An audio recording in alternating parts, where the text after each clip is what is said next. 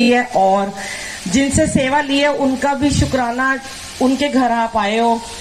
ये तो आज गुरुजी की लीला ही थी कि कहते हैं लू में भी ना बिठा के ना पता नहीं कौन सी बीमारियां ठीक करी हैं आज उन्होंने सबकी। और इतनी परीक्षा लेते हैं, इतनी ज्यादा कि जैसे ही हम एंटर हुए और यहाँ पे लाइट नहीं थी और मुझे तो खास करके नींबू की तरह निचोड़ते रहते हैं। इतना पसीना निचोड़ा आज इन्होंने और क्या क्या इन्होंने नहीं किया। पहले ये दरबार इधर लगा हुआ था, सारा हटाया, इधर लेके आए हम और दोबारा से सारे कारपेट गद्दे उठाए गए। कैसे इन्होंने बिना लाइट के पसीने में लथपथ करके सारा करवाया और देखो कितने आराम से सच संवर के बैठे हैं। और मुझे पता था जैसे ही सत्संग शुरू होगा ना, अभी हमारी परीक्षा चल रही है, लाइट आ जाएगी। फिर बीच में इन्होंने एक बार खुश भी कर दिया, लाइट आ गई फिर चली गई। जैसे ही रंगोली बनाने लगी फिर से लाइट चली गई। ऊपर से पसीने गिर रहे हैं, कोई बात नहीं, आपके चरणों में हमारा पसीना गिरा है तो कुछ ना कुछ तो आपने लीला रची होगी ना। बहुत बहुत बहुत शुक्राना गुरुजी, जैसे भी जिस हाल में आप हमें रखते हो ना, अनंतम शुक्राना। क्योंकि देखो हम लोग हैं, हमें मटेरियल चीजें बहुत ज्यादा चाहिए होती हैं, नहीं हमें एसी भी चाहिए होता है, हमें हर चीज चाहिए होती है, हमें ठंडा पानी भी चाहिए होता है, हमें हर तरह के सुख चाहिए होते हैं।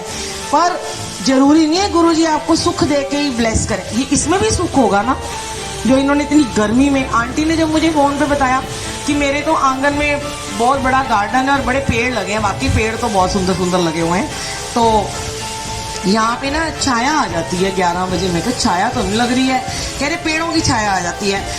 मेरे ना हमेशा से सपना रहता है कि मैं ना गार्डन में सत्संग करूं। मैं जहाँ भी जाती हूँ मुझे गार्डन दिखता है, मैं अमृत वेला जरूर करती हूँ।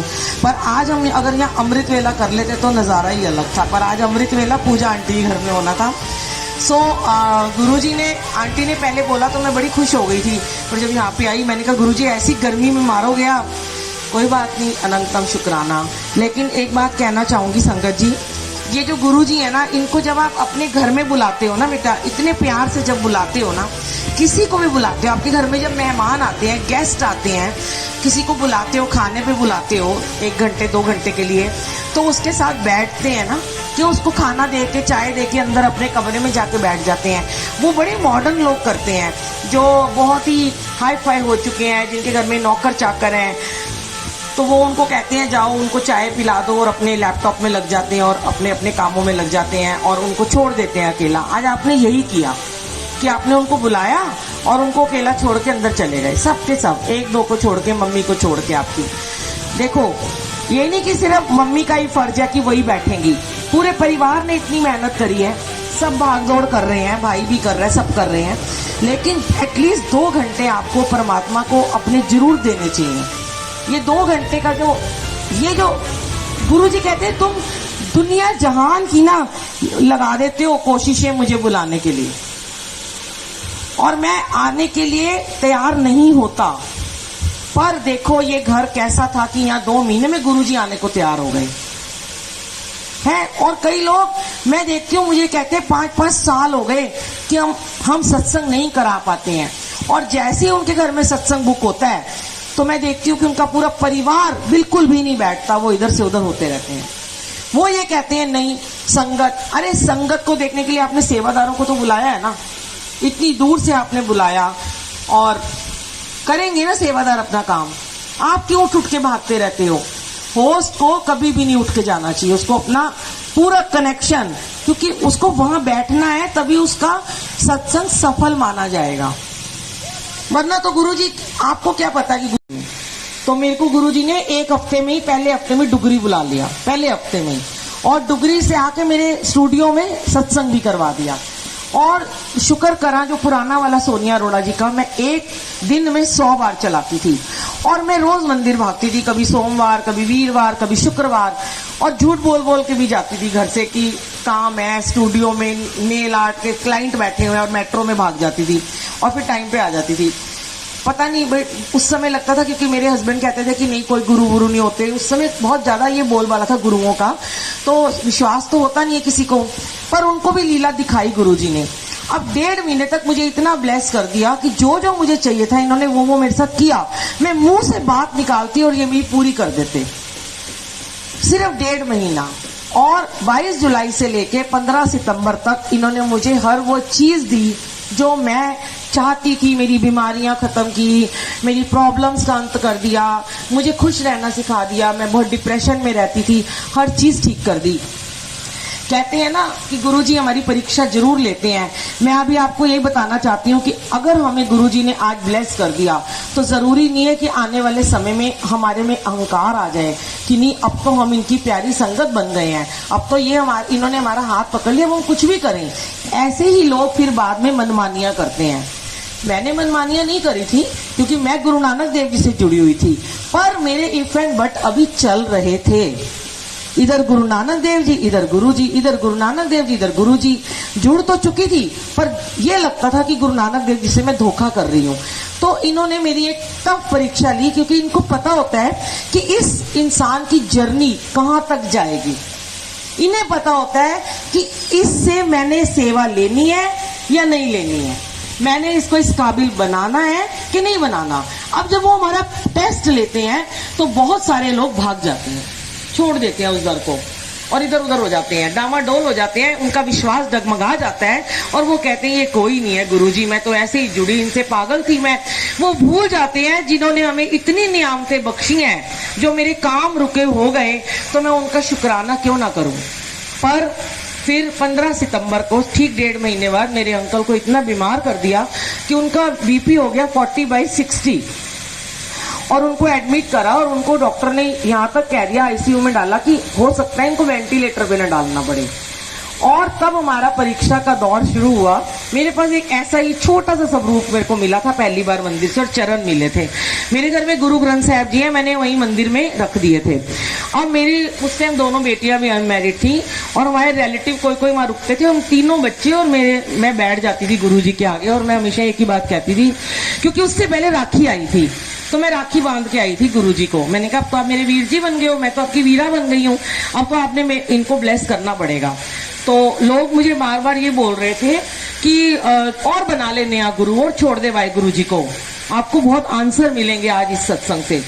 वो कहने लगे कि तूने अपने गुरु को छोड़ के नया गुरु बना लिया, तेरे साथ तो ऐसा होना ही था। पर मेरे को ये लगता था कि नहीं, मैं कुछ गलत नहीं कर रही हूँ। अगर मेरे जीवन में एक पिता है तो अगर मेरे जीवन में एक भाई का प्रवेश हो गया तो मैंने क्या गलत कर दिया।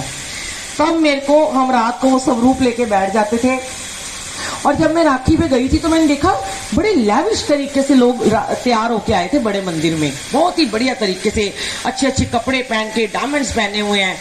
मैं भी अच्छे से तैयार होके गई, मेरे को सेवा भी मिली मिस्सी रोटी बनाने की, मुझे बहुत सेवा दी गुरुजी ने उस 1.5 महीने में। पर जो मेरी परीक्षा हुई तब मैंने गुरुजी को कहा, रात को बैठे बैठे अपने बच्चों के साथ में मन में बोला, मैंने कहा गुरुजी आपके दरबार पे तो सारे ऐसे तैयार व्यार होके आते हैं, सजे सवरे आते हैं, तो मेरे को तो बड़ा शौक है तैयार होने का, मैं आपके दरबार में व्हाइट कपड़े पहन के नहीं आना चाहती हूँ, आपको तो इनको जीवन देना ही पड़ेगा, मुझे नहीं पता। इतना कह के मैं सो गई। मुझे नहीं पता, मेरा बेटा बहुत छोटा था, 9th में उस टाइम पढ़ता था, वो मेरे साथ डुगरी गया था जब मैं गई थी, तो उसको लगा कि मेरी मम्मी ना जल प्रसाद लेके आती है बड़े मंदिर से। वो अगले दिन हमारी एक स्टाफ वर्कर के साथ में मेट्रो में मुझे बिना बताए चला गया बड़े मंदिर और वहां पे जाके सेवादारों से कहता है मेरे पापा बहुत बीमार है, मुझे जल प्रसाद दे दो, वो एडमिट है। वो लेके आया, उसने मुझे भी नहीं बताया, उसने जाके, शायद मेरे हस्बैंड को याद भी नहीं होगी सारी बातें, उसने जाके ढक्कन, पानी भी उनको मना था, उनके मुंह में डाल दिया अंदर जाके आईसीयू में। और डॉक्टर हैरान हो गए कि थोड़ी देर के बाद ही उनका बीपी 80/100 हो गया और डॉक्टर ने कहा कि इनको हम बाहर निकाल रहे हैं आईसीयू से। ये ब्लेसिंग दी गुरुजी ने, क्योंकि विश्वास जो था वो डगमगाया नहीं था, वो डोला नहीं था। यहाँ हमारा जब, और उनको पता था अगर उस समय मैं डगमगा जाती ना तो शायद आज मैं यहाँ नहीं होती, ये जर्नी आज इतनी आगे तक नहीं पहुंची होती। इतनी सेवा जो इन्होंने बख्शी ना, सिर्फ इसलिए कि उसके बाद कहते हैं ना कि हमने मुड़ के नहीं देखा कि क्या गुरुजी और क्या वाहेगुरु जी और क्या माता रानी और क्या कान्हा जी और क्या राम जी और क्या कोई, सब एक ही में नजर आने लगे। नवरात्रों में गुरुजी के, माता रानी के दर्शन होने लगे मुझे, वाहेगुरु जी के दर्शन होने लगे, कभी कान्हा जी के होने लगे, कभी चरणों में। तो बहुत उस समय मुझे बहुत दर्शन होते थे, अब तो मुझे होते ही नहीं है। उस समय मुझे बहुत ड्रीम आते थे, मुझे बहुत बार गुरु जी सपने में आए, बहुत प्यार भी किया। वो बहुत सारे सत्संग है, फिर कभी सुनाऊंगी। अब बहुत कम आते हैं क्योंकि जब हम नए नए जुड़ते हैं तो गुरु जी हमें वो दिखाते हैं अपनी लीला सपने में आके कि मैं हूं। स्वप्न दर्शन इट मीन्स प्रेजेंस गुरु जी की, साक्षात आए वो स्वप्न में आके दर्शन देते हैं।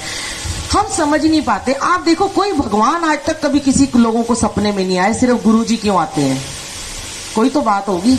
इस लीला को ना तो हमने समझना है और ना ही हमें समझना चाहिए।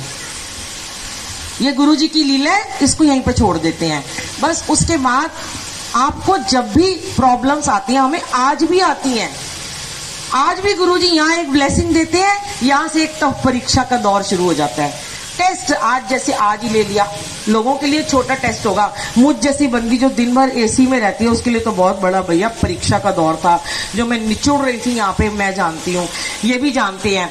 और अंदर 7 मिनट पहले ऐसे ही अमृतसर में हुआ था, लाइट चली गई थी, 500 संगत का सत्संग था, महासत्संग था, लाइट चली गई। मैंने सबको कहा मंत्र जाप चलाओ, अभी देखना लाइट आ जाएगी। 3 मिनट हमने मंत्र जाप चलाया था, अभी सत्संग शुरू होने में 4 मिनट थे, लाइट आ गई। अंदर मैंने कहा आंटी को, पूजा आंटी को बोला आप मंत्र जाप चला दो अपने फोन में जल्दी से, अभी देखना लाइट आ जाएगी। उन्होंने चलाया और हमने छोटा सा ब्लूटूथ लाके यहाँ पे वेलकम, हमने कहा चलो स्टार्ट कर देते हैं, वेलकम करते हैं। आंटी कहती क्या होगा, आंटी बहुत परेशान थी। मैंने कहा चिंता मत करो, सत्संग शुरू, जोत जगाते हैं। और अभी सिर्फ वेलकम बैंड की 2 लाइनें चली और लाइट आ गई।